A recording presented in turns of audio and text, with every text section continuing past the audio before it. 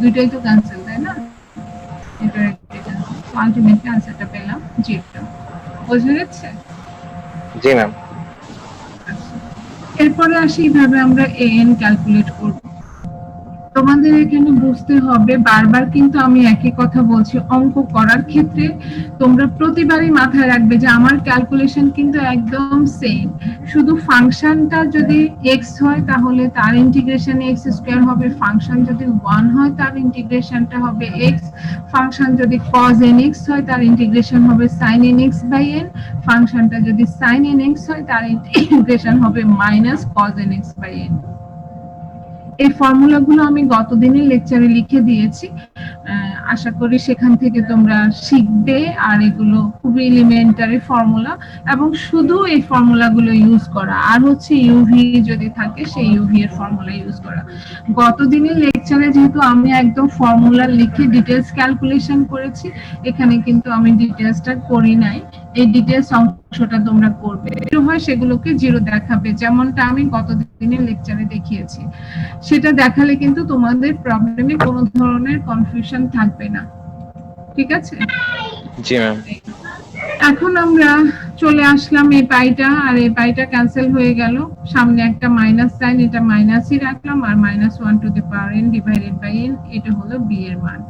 এখন তোমরা এটা যদি bn হয়, bn সমান আমরা এখানে পেলাম মাইনাস, আবার এখানে পেলাম -1 to the power n divided by হলো n। এখন আমরা b এর মান 1 2 3 এভাবে করে তিনটা মান বসাবো, এখানে বসিয়ে যা পাই সেটা লিখবো।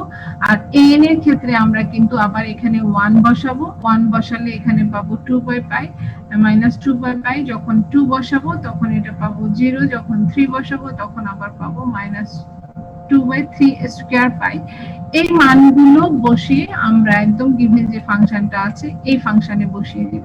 তার মানে বামে fx থাকবে, যেহেতু fx টাকে আমরা একটা ফাংশনে লিখতে পারছি না, fx ইজ পিসওয়াইজ, সেটা তারপরে আমরা ডান পাশে ভ্যালুগুলো বসিয়ে দিয়ে এটা পেয়ে যাব।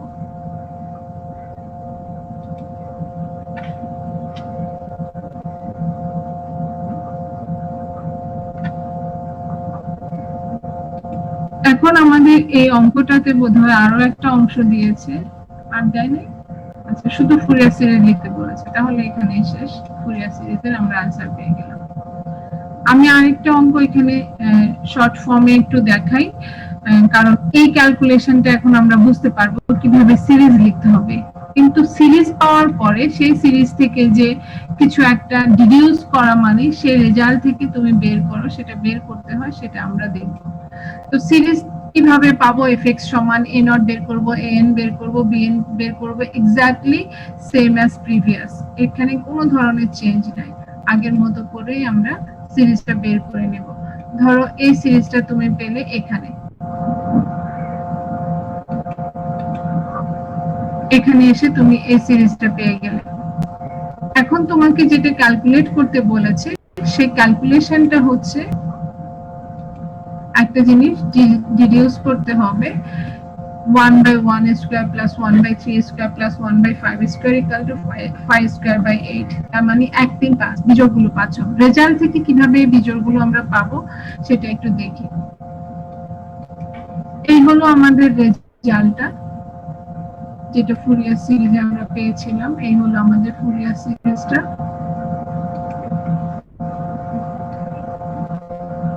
এই ফুরিয়ার সিরিজটা আমি আন্ডারলাইন করে দিলাম। এরপরে এই সিরিজের মধ্যে তোমরা যেটা করবে সেটা হলো x এর মান 0 বসাবে। আমার সাথে সাথে জিরোটা বসাতে থাকো। x এর মান যখন 0 বসাবে তখন তুমি তো এটাকে f অফ 0 বলবে। x এর মান 0 বসালে এটাকে f অফ 0 লিখবে, যে f অফ 0 লিখা হলো। f অফ 0 এর মান কি হবে সেই জায়গায় আমরা পরে আসব, প্রথমত x এর মান 0 বসাবো। তারপরে এখানে -π/2 -2π/2 সেটা আছে। এবার cos 0, x এর মান 0 বসাও, cos 0 সমান 1, cos 30 মানে 0, cos 0 সমান 1, নিচে কিন্তু 3 স্কয়ার, cos 0 সমান 1, 5 স্কয়ার, এভাবে করে চলবে। আর sin 0 সমান 0, sin 20 মানে 0, sin 30 মানে 0, sin 40 মানে 0, অল দা sin 0 আর 0, সো এই অংশটা পুরোটা 0 হয়ে গেল। ঠিক আছে? তাহলে আমরা পেলাম এটা, কিন্তু আমাদের যেটা প্রমাণ করতে বলেছে সেটা হচ্ছে শুধু এটা সমান পাই স্কয়ার বাই 8, এটা প্রুভ করতে বলেছে। কিন্তু আমরা এখানে এফ অফ 0 বলে একটা টার্ম পেলাম। এখন এফ অফ 0 এর মান কি হবে? এফ অফ 0 এর মানের ক্ষেত্রে বলেছে ফাংশন যদি কন্টিনিউয়াস হয় এক ধরনের মান হয়, আর ফাংশন যদি ডিসকন্টিনিউয়াস হয় ক্যালকুলেশনের প্রসেস হলো ভিন্ন। আমরা একটু দেখে নিই 0 পয়েন্টে ফাংশনটা ডিসকন্টিনিউয়াস কিনা। এই যে ফাংশনটা, এই ফাংশনটা 0 পয়েন্টে ডিসকন্টিনিউয়াস কিনা। এই কন্টিনিউটি ডিসকন্টিনিউটি এজন্য আমি শুরুতে একটু টাইম নিয়ে ডিটেইলসে তোমাদেরকে পড়িয়েছিলাম। এখন তোমরা কতটা সেটা ধরতে পেরেছো বা দেখেছো আমি সেটা জানি না।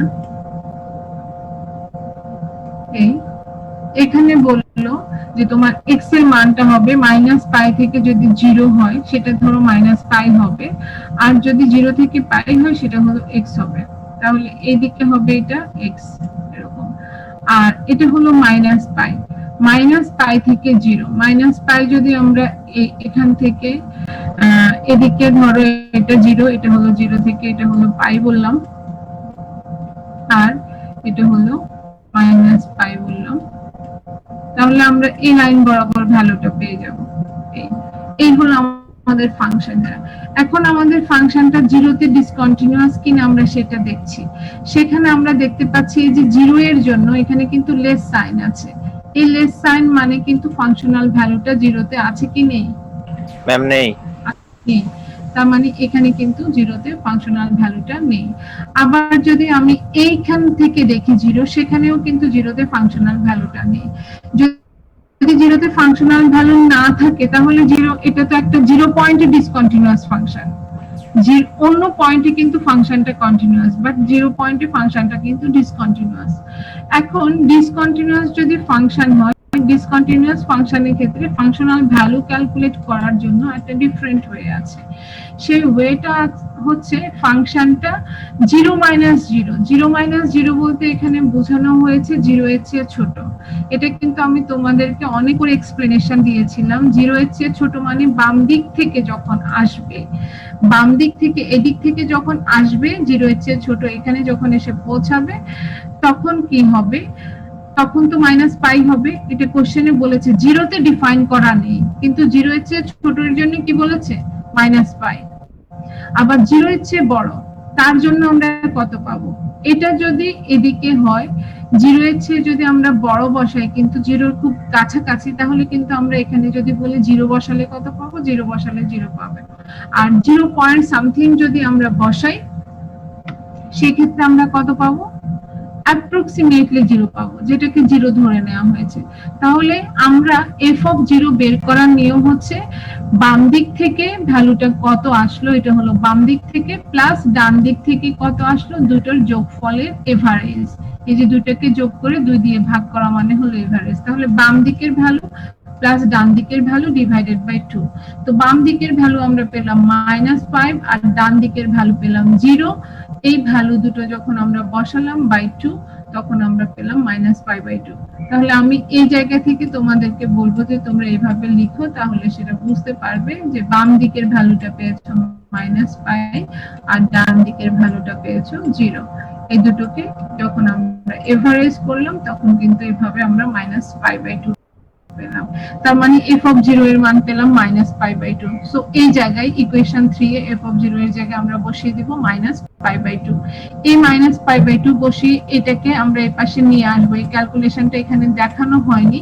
আমরা -π/2 আর ডান পাশ থেকে যদি -π/4 আসে এটা হয়ে যাবে +π/4। এখন এটাকে যদি তুমি এলসিএম করো, নিচে হলো 4, উপরে হবে -2π প্লাস পাই। কত থাকলো বলো তো? 6π। ও -2π প্লাস পাই। ও then ম্যাম 3π।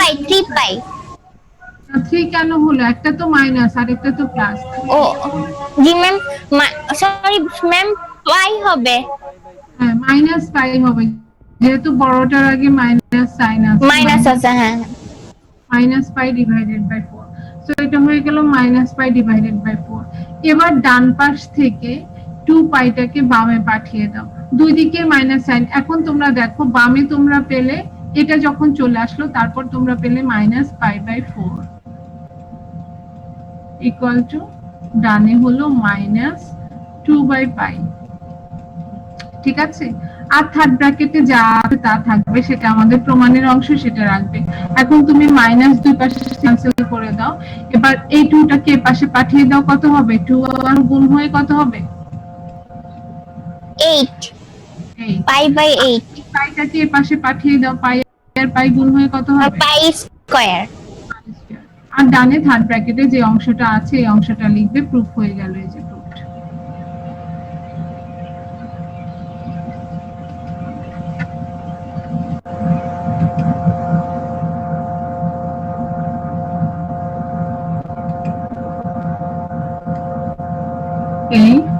এই প্রবলেমটাও কিন্তু একই রকম। এখানে কিন্তু আবার পিসওয়াইজ ডিফাইন্ড ফাংশন না, এখানে কিন্তু সিঙ্গেল ফাংশন এক্স স্কয়ার একটা ফাংশন দেয়া আছে। তো এক্স স্কয়ার ফাংশন এখানে যেটা হয়েছে, আমরা জানি যে ইভেন ফাংশনের ক্ষেত্রে bn এর মান অলওয়েজ 0 হবে। এখানে কিন্তু আর bn টা ক্যালকুলেট করে নাই, বলেই দিয়েছে যে এটা একটা even function x square, so -π থেকে π এর মধ্যে এটা bn এর মানটা 0 হবে। ফুল রেঞ্জ একটা ফাংশন। এরপরে যেটা করেছে a0 এবং an calculation is same as previous, একদম আগে যেভাবে করেছি তোমরা দেখতে পাচ্ছ। এখানে আমি গতদিন তোমাদের একটা ফর্মুলা দেখিয়েছিলাম যে কোন লিমিট যদি লোয়ার এবং আপার সেম হয়, একটা নেগেটিভ একটা পজিটিভ হয়, যেমন -π থেকে ধরো π, এটা আছে fx dx, তাকে যদি তুমি ইন্টিগ্রেট করতে যাও, নেগেটিভ ভ্যালু বসানো ঝামেলা, আমাদের এটা ইন্টিগ্রেশনের একটা প্রপার্টি। সেই প্রপার্টিটা হলো আমরা এটাকে 2 * 0 to π লিখতে পারি, 0 to π এভাবে লিখে ইন্টিগ্রেশনটা করতে পারি। তো আমাদের এখানে দেখবে যে ইন্টিগ্রেশনটা তাই করা হয়েছে। এখানে দেখো এই যে 2, আর এই 1/π আগেই ছিল, আর 2টা আসলো ওই যে 0 থেকে π, সে কারণে। তাহলে তোমরা প্রথমে কিন্তু, আমি আবারও বলবো, প্রতিবার a নট কে একই কমন ফর্মুলায় লিখবে, তাহলে তোমরা কনফিউজড হবে না। না হলে তোমাদের মনে হবে ফর্মুলা কি বারবার চেঞ্জ হচ্ছে, আসলে কিন্তু চেঞ্জ হচ্ছে না। আমরা এইভাবে লিখবো -π থেকে π, এটা হলো fx dx, এভাবে আমরা ফর্মুলাটা লিখবো। তারপর পাশে ডান পাশে আমি যে সাইড নোটটা দিয়েছি, এই সাইড নোটটা দিয়ে এখন তুমি সামনে একটা 2 আনবে, এটাকে 0 to π করবে, তার মানে এই লাইনটা লিখবে, সাইড নোটটা এটা দিয়ে দিবে। তো এরপরে fx এর মান x স্কয়ার বসাবে, আর x স্কয়ার কে ইন্টিগ্রেট করলে অবশ্যই x³/3 হয়, মানটা বসিয়ে দিবে। এভাবে করে এখানেও x² * cos nx, এই ফাংশনটা, এই ইন্টিগ্রেশন বাই পার্টসটা কিন্তু আমি লেকচারটিতে করেছি, সেটা আমি একটু দেখিয়ে দিচ্ছি। এই টোটাল ইন্টিগ্রেশন বাই পার্টসটাও তোমাদের এখানে করা আছে। তো এই ইন্টিগ্রেশনটা শেষ হলে আমরা পেয়ে যাব an এর মান, তারপরে ভ্যালুগুলো বসিয়ে আমরা এই সিরিজটা পেয়ে যাব। এখানে দেখো বাম পাশে কিন্তু fx লিখে নাই, বাম পাশে x² লিখেছে, যেহেতু আমাদের ফাংশনটা হলো সিঙ্গেল ফাংশন। এখন আমাদের যেহেতু একটা জিনিস প্রুফ করতে বলেছে, যখনই প্রুফ করতে বলবে তখন আমরা কিন্তু 0 পয়েন্টে আগে ভ্যালুটা বসিয়ে দেখবো কি পাচ্ছি। তো x এর মানটা আমরা 0 বসালাম, বসালে এখানে x এর মান 0 বসালে এটা 0 হলো, cos 0 এর মান 1, cos 0 এর মান 1, cos 0 1, cos 0 1। সো আমরা কিন্তু শুধু 1 ছাড়া বাকি উপরে 1ই থাকলো, বাকিটা আমরা এভাবে পেলাম। এবার আমরা এটাকে জাস্ট সিম্পলি এখানে π²/3 বামে নিয়ে আসবো, মাইনাস হবে, 4টাকে পাঠিয়ে দিবে, প্রমাণ কিন্তু হয়ে গেল। আর তোমাদেরকে যদি এই ফিগারটাকে ড্র করতে বলে, মূল ফাংশনটা হলো x², কতটুকুর মধ্যে? -π থেকে π এর মধ্যে হলো x²। তো আমরা সেটাকে এই যে ড্র করলাম, দেখো এখানে। এবং আমি তোমাদেরকে বলেছি যে x² ফাংশনটা শেপটা হলো ইউ শেপ, যতটুকুর মধ্যে রেঞ্জটা থাকবে -π থেকে এটা হলো +π, ততটুকুর মধ্যে একটা ইউ শেপ ড্র করা হয়েছে। আর এটাকে দেখানো হয়েছে একটা পিরিয়ডিক ফাংশন হিসেবে, মানে একটা সার্টেন পিরিয়ড পর পর এটা চেঞ্জ হচ্ছে, সেজন্য এখানে π, এখানে আবার π থেকে 3π এর মধ্যে, এখানে -π থেকে 3π এর মধ্যে, এভাবে করে পিরিয়ডটা চলতে থাকবে 3 থেকে 5 এর মধ্যে। এটা সিম্পল। শুধু তোমাদের শেপ গুলো মনে রাখতে হবে। এক্স স্কয়ার হলে শেপটা হবে ইউ এর মতো করে, শুধু এক্স যদি হয় তাহলে 45 ডিগ্রি দিয়ে সেটা কিন্তু যাবে 45 ডিগ্রি বরাবর। তো সেই ক্ষেত্রে সেটা একটা স্ট্রেট লাইন হবে। আবার যদি কোনো কনস্ট্যান্ট হয়, ধরো এফএক্স এর মান 0, তাহলে এক্স এক্সিস এর উপরে আসবে। যদি কনস্ট্যান্ট না হয়ে, সরি 0 না হয়ে সেটা যদি 3 হয়, তাহলে একটা স্ট্রেট লাইন হবে এক্স এক্সিস এর প্যারালাল উপরে আর কি, 3 ইউনিট উপরে বা 1 ইউনিট নিচে, এরকম প্যারালাল এক্স এক্সিস এর প্যারালাল লাইন হবে। এখানে আমি আরো একটা ফাংশন দিয়েছি। এখান থেকে তোমরা একটা জিনিস হেল্প পাবে ইন্টিগ্রেশন বাই পার্টস করার আরো একটা সহজ ওয়ে। এটাকে বলা হয় লিবনিজ থিওরাম। এই থিওরামটাকে যদি তোমরা অ্যাপ্লাই করো, তোমাদের জন্য ইন্টিগ্রেশন বাই পার্টস করাটা আরো বেশি সহজ হয়ে যাবে। আমি অ্যানোটেশনের মাধ্যমে এখানে থিওরিটার নাম লিখে দিচ্ছি, এটা হলো লিবনিজ, NIT। ক্যালকুলাসে তোমরা করেছিলে, টার্মটা কি মনে আছে? ক্যালকুলাস কোর্সে এই থিওরিটা তোমরা করেছিলে, লিবনিজ থিওরাম। ক্যালকুলাস কোর্সটা কার সাথে করেছো? কে কার সাথে করেছো? পিয়াল কার সাথে করেছো বলো তো? পিয়াল আছো আমার সাথে? আমার সাথে আছো কে? আমি আছি, সাজ্জাদ জি আছি। ম্যাম, আমি আছি নীলুফা। তোমার নাম কি? নীলুফা আক্তার। রূপা? নীলুফা আক্তার। ম্যাম হ্যাঁ, সাজ্জাদ আছি। নীলুফার আক্তার। নীলুফার, নীলুফার বলো দেখি তুমি কার সাথে করেছিলে ক্যালকুলাসটা? ম্যাম স্যারের নাম তো মনে নেই। শুনতে পাইনি, মনে নাই স্যারের নাম? না ম্যাম। আচ্ছা ঠিক আছে। এখানে লিবনিজ থিওরামে যেটা বলা হয়েছে, ইউভি আমরা গতদিন ফর্মুলা দেখিয়েছিলাম। ইউভি এর যদি ফর্মুলা হয় একবার যদি করতে হয় তাহলে কিভাবে করতে হয়, কিন্তু এক্স স্কয়ার যদি থাকে তাহলে দুইবার করতে হয় ইউভি, এক্স কিউব যদি থাকে তিনবার করতে হয় ইউভি। তো সেই ক্ষেত্রে আমরা যদি একই ফর্মুলার মাধ্যমে করতে পারি সেটা আমাদের জন্য আরো বেশি সহজ হয়। এখানে ফর্মুলাটা লেখা হয়েছে এভাবে, তুমি যদি তিনবার ডেরিভেটিভ করতে চাও, প্রথম ফাংশনটা রেখে দিবে, সেকেন্ড ফাংশনটাকে একবার করবে, মাইনাস দিয়ে প্রথম ফাংশনের একবার, সেকেন্ড ফাংশনের দুইবার, প্রথম ফাংশনের দুইবার, সেকেন্ড। এখানে কিন্তু প্লাস মাইনাস অল্টারনেটলি আসতে থাকবে, প্রথমটা প্লাস, পরে মাইনাস, তারপরে প্লাস, তারপরে মাইনাস, দেন প্লাস, দেন মাইনাস। তো এটা ততক্ষণ চলবে যতক্ষণ না তোমার ইন্টিগ্রেশনটা শেষ হয়ে যাচ্ছে। তাহলে এখানে কিন্তু প্রাইম দিয়ে, এখানে প্রাইম দিয়ে বোঝানো হয়েছে ডেরিভেটিভ, আর v1 v2 এটা দিয়ে বোঝানো হয়েছে ইন্টিগ্রেশন। যেমন প্রথম ফাংশনকে রেখে দিব, সেকেন্ড ফাংশনের ইন্টিগ্রেশন, মাইনাস প্রথম ফাংশনের ডেরিভেটিভ, সেকেন্ড ফাংশনের কিন্তু দুইবার ইন্টিগ্রেশন। বোঝা গেছে? তাহলে এই যে সাফিক্স গুলো দিয়ে বোঝানো হচ্ছে ইন্টিগ্রেশন, আর প্রাইম দিয়ে বোঝানো হচ্ছে ডেরিভেটিভ। আমরা আমাদের এই অঙ্কটাতে দেখি x কিউব হচ্ছে u, sin nx হচ্ছে v।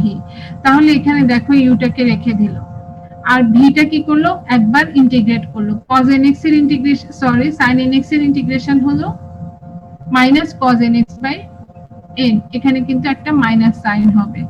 তারপরে এখানে মাইনাস সাইন দেয়া হলো, ইউ প্রাইম মানে হলো x কিউবের ডেরিভেটিভ, তো সেই ডেরিভেটিভটা হলো 3x স্কয়ার। আর v2 মানে হচ্ছে sin nx এর দুইবার ইন্টিগ্রেশন, একবার ইন্টিগ্রেশন করলে হবে minus cos nx by n, আরেকবার ইন্টিগ্রেশন করলে হবে সেই cos কে ইন্টিগ্রেট করলে হবে sin nx by n square. বোঝা গেছে? দুইবার তোমরা ইন্টিগ্রেট করে দেখবে। আমি এখানে কি দেখাবো দুইবার ইন্টিগ্রেশন? ম্যাম একবার দেখান না। আচ্ছা একবার দেখাই। এখানে দেখো sin nx dx, আমার তো সবই n হয়ে গেল। এটাকে যখন তুমি একবার ইন্টিগ্রেট করবে পাবে মাইনাস cos nx, আচ্ছা minus cos nx by n। এবার তোমার কাজ কি, এখানে যেহেতু ডাবল ইন্টিগ্রেশন সাইন আছে, তুমি এটাকে আবারও ইন্টিগ্রেট করছো, ডাবল যেহেতু ইন্টিগ্রেশন দুইবার বললাম, আবারও করছো। এবার তুমি জানো cos এর ক্ষেত্রে কিন্তু মাইনাস হয় না, sin এর ইন্টিগ্রেশনে মাইনাস আসে, মাইনাসটা থেকে গেল। cos এর যে ইন্টিগ্রেশন হলো এখানে 1/n আছে, অলরেডি মাইনাস 1/n আছে। এবার cos এর যখন ইন্টিগ্রেশন করলে তখন সেটা হলো sin nx/n, sin nx x divided by n। তাহলে এই n আর এই n ইনটু হয়ে n স্কয়ার হয়ে গেল, বোঝা গেছে? আমরা পেলাম minus sin nx by n square. এই যে দেখো, তাই পেয়েছি না? জি ম্যাম। এটাকে যদি আরেকবার ইন্টিগ্রেশন করি বলো তো কি হবে? ধরো আমি ট্রিপল ইন্টিগ্রেশন মানে 3 বার হবে, তাহলে আমার এখানে আরো একবার ইন্টিগ্রেশন হবে। এখন কি হবে? sin nx এর ইন্টিগ্রেশনে একটা মাইনাস আসবে, মাইনাসে মাইনাসে প্লাস হবে, 1 বাই n স্কয়ার আছে অলরেডি, n আর n ইনটু হয়ে 1 বাই n স্কয়ার। আর sin nx এর ইন্টিগ্রেশনে বলেছি মাইনাস আসবে, প্লাস করলাম, আর sin nx কে করলে cos nx divided by n। তার মানে n কিউব হয়ে গেল, cos nx by n cube. এই যে, ঠিক আছে? cos nx by n। 4 বার হলে 4। এই তো এই ফর্মুলাকে জাস্ট ফলো করবে। পিএল এর বোধহয় নেটওয়ার্কের প্রবলেম হচ্ছে, শুনতে পাচ্ছে না তো। ম্যাম পিএল নেই। পিএল কি আছো? না ম্যাম, পিএল নাই। একটা এসএমএস পাঠিয়েছে, ওর বোধহয় নেট সমস্যা হচ্ছে। ম্যাম ক্লাসটা কতদূর কন্টিনিউ হবে? আমার আরেকটা সাবজেক্ট আছে তো। এই যে ক্লাস শেষ, ওকে ম্যাম। দেখেছো হোমওয়ার্ক দিয়ে দিয়েছে। এখন তোমাদের আমি বলেছি যে লেকচার 3 পর্যন্ত আমি সিটি নিব, সেই সিটিটা তো তোমরা বৃহস্পতিবার দিচ্ছ নাকি? জি ম্যাম। হ্যালো জি ম্যাম। ম্যাম একটা হ্যাঁ, আমি প্রবলেম সলভিং প্রতিবারে ক্লাস দিচ্ছি। নেবেন বলছেন। আর তোমাদেরকে আমি বলছি যে অ্যাট লিস্ট দুটো অঙ্ক তোমরা আমার যেটা লেকচার 3 তে আছে ডিটেইলস ক্যালকুলেশন করা, সেই ক্যালকুলেশন গুলো তোমরা করে দুটো অঙ্ককে ভালোভাবে প্র্যাকটিস করো। এরপরে তোমরা দেখবে যে যে অঙ্কই ক্যালকুলেশন করতে যাচ্ছ সেম, টুকটাক একটু যদি চেঞ্জ থাকে, খুব একটা কোনো কিছু চেঞ্জ নেই। আজকে যেমনটা বলে দিয়েছি যে সাইন ইন পাই এর ভ্যালু কি হবে, cos n পাই এর ভ্যালু কি হবে, এই জিনিসগুলো শুধুমাত্র একটু চেঞ্জ থাকতে পারে, এছাড়া কিন্তু মূল অঙ্কের কোনো ধরনের চেঞ্জ নেই।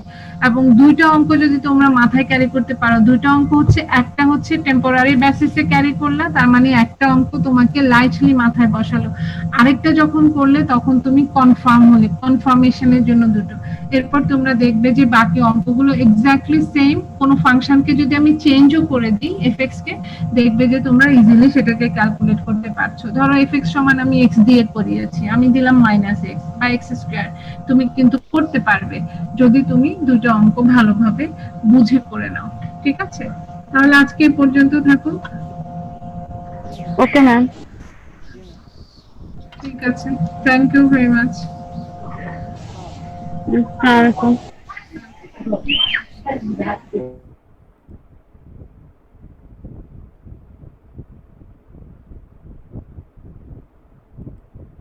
হয় সেগুলোকে জিরো দেখাবে, যেমনটা আমি গত দিনের লেকচারে দেখিয়েছি। সেটা দেখালে কিন্তু তোমাদের প্রবলেমে কোনো ধরনের কনফিউশন থাকবে না। ঠিক আছে? জি ম্যাম। এখন আমরা চলে আসলাম এই পাইটা, আর এই পাইটা ক্যান্সেল হয়ে গেল, সামনে একটা মাইনাস সাইন, এটা মাইনাসই রাখলাম, আর -1 to the power n divided by n, এটা হলো বি এর মান। এখন তোমরা এটা যদি bn হয়, bn সমান আমরা এখানে পেলাম মাইনাস, আবার এখানে পেলাম -1 to the power n divided by হলো n। এখন আমরা বি এর মান 1 2 3 এভাবে করে তিনটা মান বসাবো, এখানে বসিয়ে যা পাই সেটা লিখবো। আর n এর ক্ষেত্রে আমরা কিন্তু আবার এখানে 1 বসাবো, 1 বসালে এখানে পাবো 2 বাই পাই, -2 বাই পাই। যখন 2 বসাবো তখন এটা পাবো 0, যখন 3 বসাবো তখন আবার পাবো -2/3 স্কয়ার পাই। এই মানগুলো বসিয়ে আমরা একদম গিভেন যে ফাংশনটা আছে এই ফাংশনে বসিয়ে দিব। তার মানে বামে এফএক্স থাকবে, যেহেতু এফএক্সটাকে আমরা একটা ফাংশনে লিখতে পারছি না, এফএক্স ইজ পিসওয়াইজ, সেটা তারপরে আমরা ডান পাশে ভ্যালুগুলো বসিয়ে দিয়ে এটা পেয়ে যাব।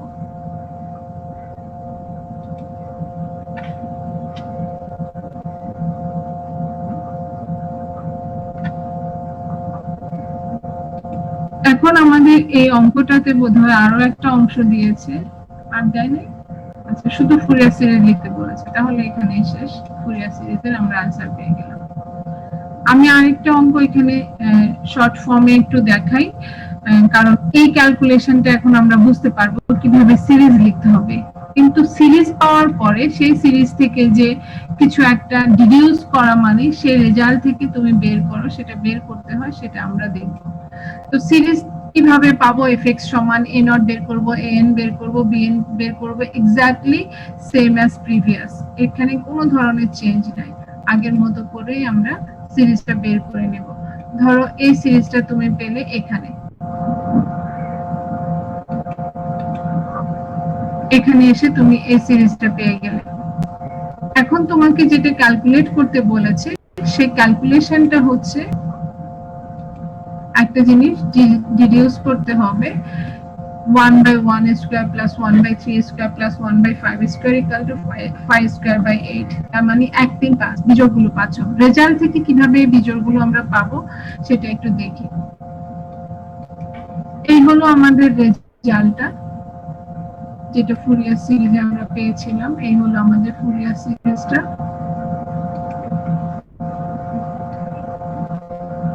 এই ফুরিয়ার সিরিজটা আমি আন্ডারলাইন করে দিলাম। এরপরে এই সিরিজের মধ্যে তোমরা যেটা করবে সেটা হলো এক্স এর মান 0 বসাবে। আমার সাথে সাথে জিরোটা বসাতে থাকো। এক্স এর মান যখন 0 বসাবে তখন তুমি তো এটাকে এফ অফ 0 বলবে। এক্স এর মান 0 বসালে এটাকে এফ অফ 0 লিখবে, যে এফ অফ 0 লিখা হলো। এফ অফ 0 এর মান কি হবে সেই জায়গায় আমরা পরে আসবো। প্রথমত এক্স এর মান 0 বসাবো, তারপরে এখানে -π/2 -2π/2 সেটা আছে। এবার cos 0, x এর মান 0 বসাও, cos 0 সমান 1, cos 3 মানে 0, cos 0 সমান 1, নিচে কিন্তু 3 স্কয়ার, cos 0 সমান 1, 5 স্কয়ার, এভাবে করে চলবে।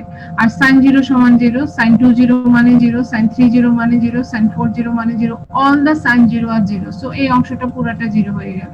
ঠিক আছে, তাহলে আমরা পেলাম এটা। কিন্তু আমাদের যেটা প্রমাণ করতে বলেছে সেটা হচ্ছে শুধু এটা সমান, এটা সমান পাই স্কয়ার বাই 8, এটা প্রুফ করতে বলেছে। কিন্তু আমরা এখানে এফ অফ 0 বলে একটা টার্ম পেলাম। এখন এফ অফ 0 এর মান কি হবে? এফ অফ 0 এর মানের ক্ষেত্রে বলেছে ফাংশন যদি কন্টিনিউয়াস হয় এক ধরনের মান হয়, আর ফাংশন যদি ডিসকন্টিনিউয়াস হয় ক্যালকুলেশনের প্রসেস হলো ভিন্ন। আমরা একটু দেখে নিই 0 পয়েন্টে ফাংশনটা ডিসকন্টিনিউয়াস কিনা। এই যে ফাংশনটা, এই ফাংশনটা 0 পয়েন্টে ডিসকন্টিনিউয়াস কিনা। এই কন্টিনিউটি ডিসকন্টিনিউটি এজন্য আমি শুরুতে একটু টাইম নিয়ে ডিটেইলসে তোমাদেরকে পড়িয়েছিলাম। এখন তোমরা কতটা সেটা ধরতে পেরেছো বা দেখেছো আমি সেটা জানি না।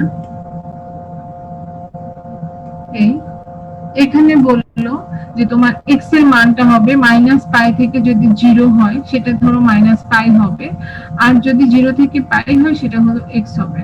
তাহলে এই দিকে হবে এটা x এরকম, আর এটা হলো -π থেকে 0, -π যদি আমরা এখান থেকে এদিকে ধরো এটা 0, এটা হলো 0 থেকে এটা হলো π বললাম, আর এটা হলো -π বললাম। তাহলে আমরা এই লাইন বরাবর ভ্যালুটা পেয়ে যাব। এই হলো আমাদের ফাংশনটা। এখন আমাদের ফাংশনটা 0 তে ডিসকন্টিনিউয়াস কিনা আমরা সেটা দেখছি। সেখানে আমরা দেখতে পাচ্ছি এই যে 0 এর জন্য এখানে কিন্তু লেস সাইন আছে। এই লেস সাইন মানে কিন্তু ফাংশনাল ভ্যালুটা 0 তে আছে কি নেই? ম্যাম নেই। তার মানে এখানে কিন্তু 0 তে ফাংশনাল ভ্যালুটা নেই। আবার যদি আমি এইখান থেকে দেখি 0, সেখানেও কিন্তু 0 তে ফাংশনাল ভ্যালুটা নেই। যদি 0 তে ফাংশনাল ভ্যালু না থাকে তাহলে 0, এটা তো একটা 0 পয়েন্টে ডিসকন্টিনিউয়াস ফাংশন। অন্য পয়েন্টে কিন্তু ফাংশনটা কন্টিনিউয়াস, বাট 0 পয়েন্টে ফাংশনটা কিন্তু ডিসকন্টিনিউয়াস। এখন ডিসকন্টিনিউয়াস যদি ফাংশন হয়, ডিসকন্টিনিউয়াস ফাংশনের ক্ষেত্রে ফাংশনাল ভ্যালু ক্যালকুলেট করার জন্য একটা ডিফারেন্ট ওয়ে আছে। সেই ওয়েটা হচ্ছে ফাংশনটা 0 - 0 বলতে এখানে বোঝানো হয়েছে 0 এর চেয়ে ছোট।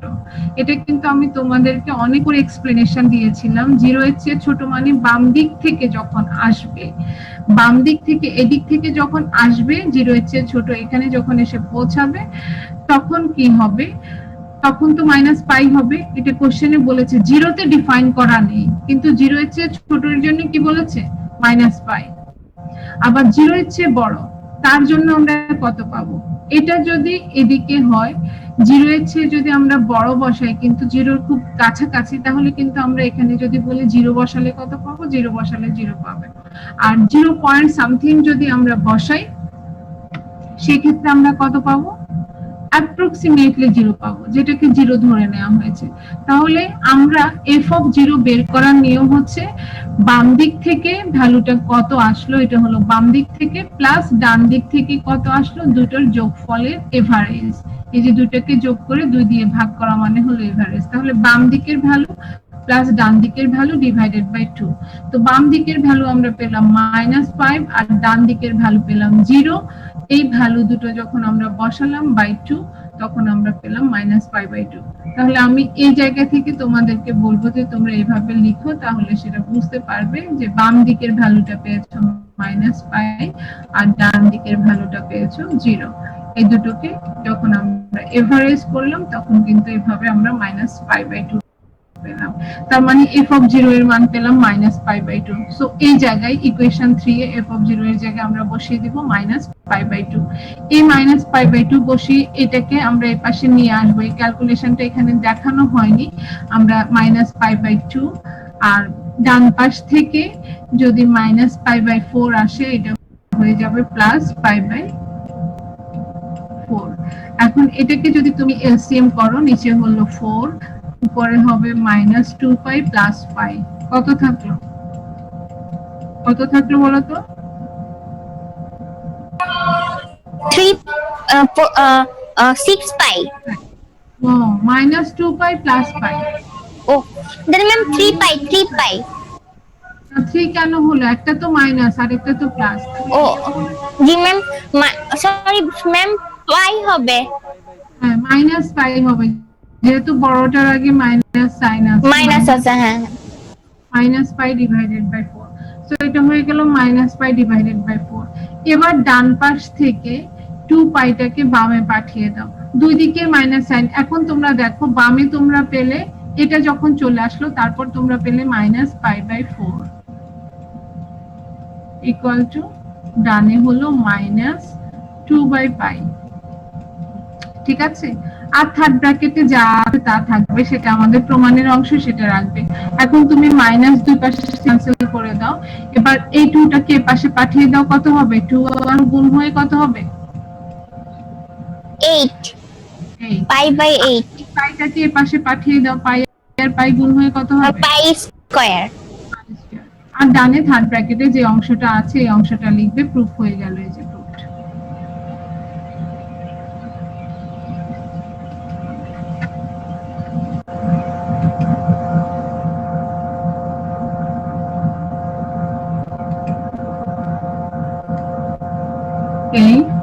এই প্রবলেমটাও কিন্তু একই রকম। এখানে কিন্তু আবার পিসওয়াইজ ডিফাইন্ড ফাংশন না, এখানে কিন্তু সিঙ্গেল ফাংশন x² একটা ফাংশন দেয়া আছে।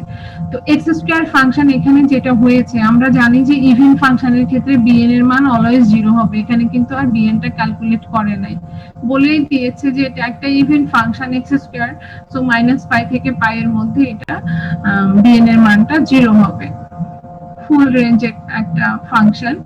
এরপরে যেটা করেছে a0 এবং an calculation is same as previous, একদম আগে যেভাবে করেছি তোমরা দেখতে পাচ্ছ। এখানে আমি গতদিন তোমাদের একটা ফর্মুলা দেখিয়েছিলাম যে কোন লিমিট যদি লোয়ার এবং আপার সেম হয়, একটা নেগেটিভ একটা পজিটিভ হয়, যেমন -π থেকে ধরো π, এটা আছে fx dx, তাকে যদি তুমি ইন্টিগ্রেট করতে চাও, নেগেটিভ ভ্যালু বসানো ঝামেলা আমাদের। এটা ইন্টিগ্রেশনের একটা প্রপার্টি, সেই প্রপার্টিটা হলো আমরা এটাকে 2 * 0 to π লিখতে পারি। 0 to π এভাবে লিখে ইন্টিগ্রেশনটা করতে পারি। তো আমাদের এখানে দেখবে যে ইন্টিগ্রেশনটা তাই করা হয়েছে। এখানে দেখো এই যে 2, আর এই 1/π আগেই ছিল, আর 2টা আসলো ওই যে 0 থেকে π, সে কারণে। তাহলে তোমরা প্রথমে কিন্তু, আমি আবারও বলবো, প্রতিবার a0 কে একই কমন ফর্মুলায় লিখবে, তাহলে তোমরা কনফিউজড হবে না। না হলে তোমাদের মনে হবে ফর্মুলা কি বারবার চেঞ্জ হচ্ছে, আসলে কিন্তু চেঞ্জ হচ্ছে না। আমরা এইভাবে লিখবো -π থেকে π, এটা হলো fx dx, এভাবে আমরা ফর্মুলাটা লিখবো। তারপর পাশে ডান পাশে আমি যে সাইড নোটটা দিয়েছি, এই সাইড নোটটা দিয়ে এখন তুমি সামনে একটা 2 আনবে, এটাকে 0 to π করবে, তার মানে এই লাইনটা লিখবে, সাইড নোটটা এটা দিয়ে দিবে। তো এরপরে fx এর মান x² বসাবে, আর x² কে ইন্টিগ্রেট করলে অবশ্যই x³/3 হয়, মানটা বসিয়ে দিবে। এভাবে করে এখানেও x² * cos nx এই ফাংশনটা, এই ইন্টিগ্রেশন বাই পার্টসটা কিন্তু আমি লেকচারটিতে করেছি, সেটা আমি একটু দেখিয়ে দিচ্ছি। এই টোটাল ইন্টিগ্রেশন বাই পার্টসটাও তোমাদের এখানে করা আছে। তো এই ইন্টিগ্রেশনটা শেষ হলে আমরা পেয়ে যাব an এর মান, তারপরে ভ্যালুগুলো বসিয়ে আমরা এই সিরিজটা পেয়ে যাব। এখানে দেখো বাম পাশে কিন্তু fx লিখে নাই, বাম পাশে x স্কয়ার লিখেছে, যেহেতু আমাদের ফাংশনটা হলো সিঙ্গেল ফাংশন। এখন আমাদের যেহেতু একটা জিনিস প্রুফ করতে বলেছে, যখনই প্রুফ করতে বলবে তখন আমরা কিন্তু 0 পয়েন্টে আগে ভ্যালুটা বসিয়ে দেখবো কি পাচ্ছি। তো x এর মানটা আমরা 0 বসালাম, বসালে এখানে x এর মান 0 বসালে এটা 0 হলো, cos 0 এর মান 1, cos 0 এর মান 1, cos 0 1, cos 0 1। সো আমরা কিন্তু শুধু 1 ছাড়া বাকি উপরে 1 ই থাকলো, বাকিটা আমরা এভাবে পেলাম। এবার আমরা এটাকে জাস্ট সিম্পলি এখানে পাই স্কয়ার বাই 3 বামে নিয়ে আসবো, মাইনাস হবে, 4 টাকে পাঠিয়ে দিব, এই প্রমাণ কিন্তু হয়ে গেল। আর তোমাদেরকে যদি এই ফিগারটাকে ড্র করতে বলে, মূল ফাংশনটা হলো x স্কয়ার, কতটুকুর মধ্যে, মাইনাস পাই থেকে পাই এর মধ্যে হলো x স্কয়ার। তো আমরা সেটাকে এই যে ড্র করলাম, দেখো এখানে। এবং আমি তোমাদেরকে বলেছি যে x স্কয়ার ফাংশনটা শেপটা হলো ইউ শেপ, যতটুকুর মধ্যে রেঞ্জটা থাকবে মাইনাস পাই থেকে এটা হলো প্লাস পাই, যতটুকুর মধ্যে একটা ইউ শেপ ড্র করা হয়েছে। আর এটাকে দেখানো হয়েছে একটা পিরিয়ডিক ফাংশন হিসেবে, মানে একটা সার্টেন পিরিয়ড পর পর এটা চেঞ্জ হচ্ছে, সেজন্য এখানে পাই, এখানে আবার পাই থেকে 3 পাই এর মধ্যে, এখানে মাইনাস পাই থেকে 3 পাই এর মধ্যে, এভাবে করে পিরিয়ডটা চলতে থাকবে 3 থেকে 5 এর মধ্যে। এটা সিম্পল। শুধু তোমাদের শেপ গুলো মনে রাখতে হবে। x স্কয়ার হলে শেপটা হবে ইউ এর মতো করে, শুধু x যদি হয় তাহলে 45 ডিগ্রি দিয়ে সেটা কিন্তু যাবে 45 ডিগ্রি বরাবর। তো সেই ক্ষেত্রে সেটা একটা স্ট্রেট লাইন হবে। আবার যদি কোনো কনস্ট্যান্ট হয়, ধরো fx এর মান 0, তাহলে x এক্সিস এর উপরে আসবে। যদি কনস্ট্যান্ট না হয়ে, সরি 0 না হয়ে সেটা যদি 3 হয়, তাহলে একটা স্ট্রেট লাইন হবে x এক্সিস এর প্যারালাল উপরে আর কি, 3 ইউনিট উপরে বা 1 ইউনিট নিচে, এরকম প্যারালাল x এক্সিস এর প্যারালাল লাইন হবে। এখানে আমি আরো একটা ফাংশন দিয়েছি, এখান থেকে তোমরা একটা জিনিস হেল্প পাবে ইন্টিগ্রেশন বাই পার্টস করার আরো একটা সহজ ওয়ে, এটাকে বলা হয় লিবনিজ থিওরাম। এই থিওরামটাকে যদি তোমরা অ্যাপ্লাই করো, তোমাদের জন্য ইন্টিগ্রেশন বাই পার্টস করাটা আরো বেশি সহজ হয়ে যাবে। আমি অ্যানোটেশনের মাধ্যমে এখানে থিওরিটার নাম লিখে দিচ্ছি, এটা হলো লিবনিজ, NIT। ক্যালকুলাসে তোমরা করেছিলে, টার্মটা কি মনে আছে? ক্যালকুলাস কোর্সে এই থিওরিটা তোমরা করেছিলে, লিবনিজ থিওরাম। ক্যালকুলাস কোর্সটা কার সাথে করেছো? কে কার সাথে করেছো? পিয়াল কার সাথে করেছো বলো তো? পিয়াল আছো আমার সাথে? আমার সাথে আছো কে? আমি আছি, সাজ্জাদ আছি। জি ম্যাম, আমি আছি, নীলুফা। তোমার নাম কি? নীলুফা আক্তার। রূপা? নীলুফা আক্তার। ম্যাম হ্যাঁ, সাজ্জাদ আছি। নীলুফার আক্তার। নীলুফার, নীলুফার বলো দেখি তুমি কার সাথে করেছিলে ক্যালকুলাসটা? ম্যাম স্যারের নাম তো মনে নেই। শুনতে পাইনি, মনে নাই স্যারের নাম? না ম্যাম। আচ্ছা ঠিক আছে। এখানে লিবনিজ থিওরেমে যেটা বলা হয়েছে, ইউভি আমরা গতদিন ফর্মুলা দেখিয়েছিলাম, ইউভি এর যদি ফর্মুলা হয় একবার যদি করতে হয় তাহলে কিভাবে করতে হয়, কিন্তু এক্স স্কয়ার যদি থাকে তাহলে দুইবার করতে হয় ইউভি, এক্স কিউব যদি থাকে 3 বার করতে হয় ইউভি। তো সেই ক্ষেত্রে আমরা যদি একই ফর্মুলার মাধ্যমে করতে পারি সেটা আমাদের জন্য আরো বেশি সহজ হয়। এখানে ফর্মুলাটা লেখা হয়েছে এভাবে, তুমি যদি 3 বার ডেরিভেটিভ করতে চাও, প্রথম ফাংশনটা রেখে দিবে, সেকেন্ড ফাংশনটাকে একবার করবে, মাইনাস দিয়ে প্রথম ফাংশনের একবার, সেকেন্ড ফাংশনের দুইবার, প্রথম ফাংশনের দুইবার, সেকেন্ড, এখানে কিন্তু প্লাস মাইনাস অল্টারনেটলি আসতে থাকবে, প্রথমটা প্লাস পরে মাইনাস, তারপরে প্লাস তারপরে মাইনাস, দেন প্লাস দেন মাইনাস। তো এটা ততক্ষণ চলবে যতক্ষণ না তোমার ইন্টিগ্রেশনটা শেষ হয়ে যাচ্ছে। তাহলে এখানে কিন্তু প্রাইম দিয়ে, এখানে প্রাইম দিয়ে বোঝানো হয়েছে ডেরিভেটিভ, আর v1 v2 এটা দিয়ে বোঝানো হয়েছে ইন্টিগ্রেশন। যেমন প্রথম ফাংশনকে রেখে দিব, সেকেন্ড ফাংশনের ইন্টিগ্রেশন, মাইনাস প্রথম ফাংশনের ডেরিভেটিভ, সেকেন্ড ফাংশনের কিন্তু দুইবার ইন্টিগ্রেশন, বোঝা গেছে? তাহলে এই যে সাফিক্স গুলো দিয়ে বোঝানো হচ্ছে ইন্টিগ্রেশন আর প্রাইম দিয়ে বোঝানো হচ্ছে ডেরিভেটিভ। আমরা আমাদের এই অঙ্কটাতে দেখি x কিউব হচ্ছে u sin nx হচ্ছে v।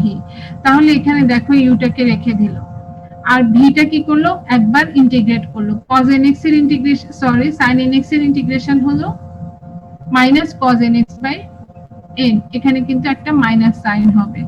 তারপরে এখানে মাইনাস সাইন দেয়া হলো, u প্রাইম মানে হলো x কিউবের ডেরিভেটিভ, তো সেই ডেরিভেটিভটা হলো 3x স্কয়ার। আর v2 মানে হচ্ছে sin nx এর দুইবার ইন্টিগ্রেশন, একবার ইন্টিগ্রেশন করলে হবে minus cos nx by n, আরেকবার ইন্টিগ্রেশন করলে হবে সেই cos কে ইন্টিগ্রেট করলে হবে sin nx by n square.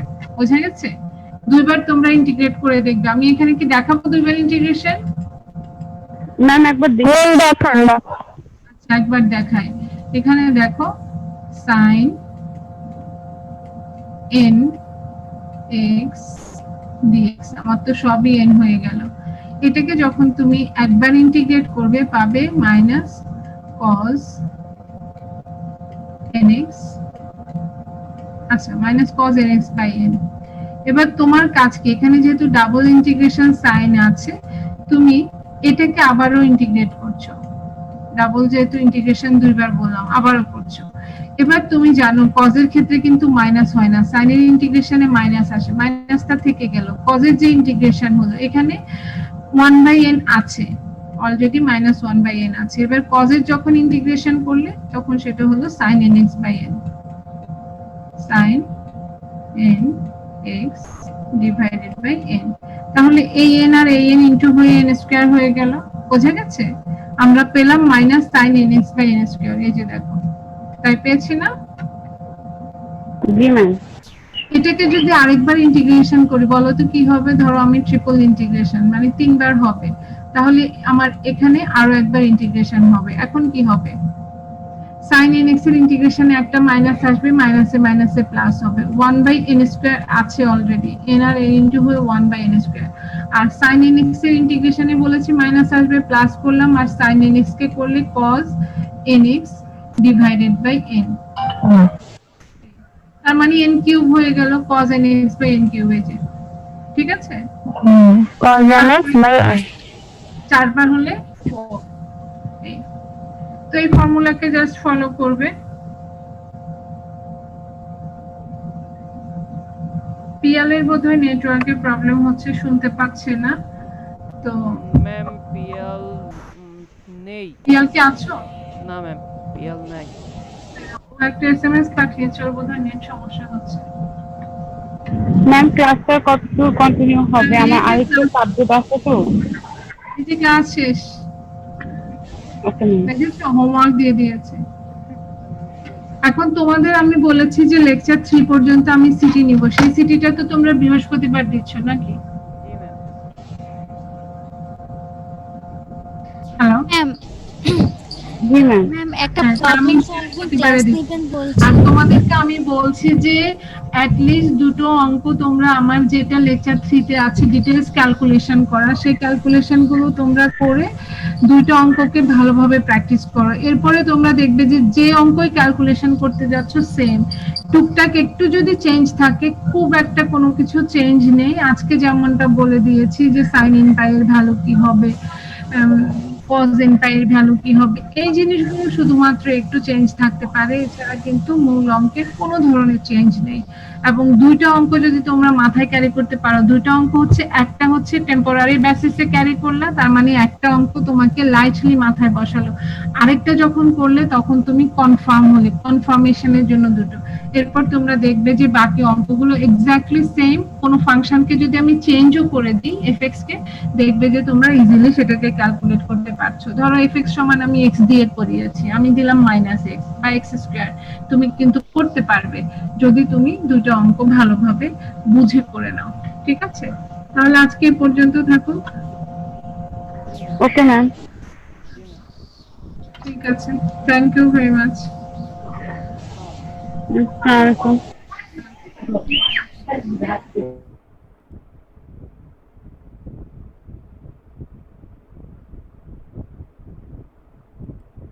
দিয়ে বোঝানো হচ্ছে ইন্টিগ্রেশন আর প্রাইম দিয়ে বোঝানো হচ্ছে ডেরিভেটিভ।